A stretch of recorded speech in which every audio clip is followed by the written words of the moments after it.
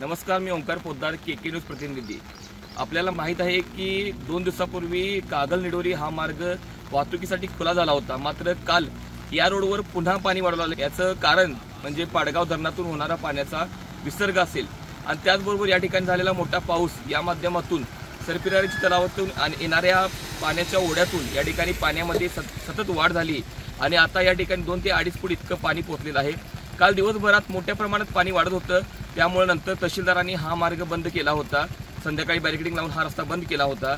आता या ठिकाणी पण पाण्याची परिस्थिती बघू शकता की कुठल्या पद्धतीने पाणी वाढलेलं आहे। त्याचबरोबर आज इथून पुढे 2 दिवस देखील पावसाचा जोर राहणार आहे आणि पाडगाव धरणात होणारा विसर्ग यामुळे आणि या ठिकाणी पाणी वाढण्याची शक्यता निर्माण झालेली आहे।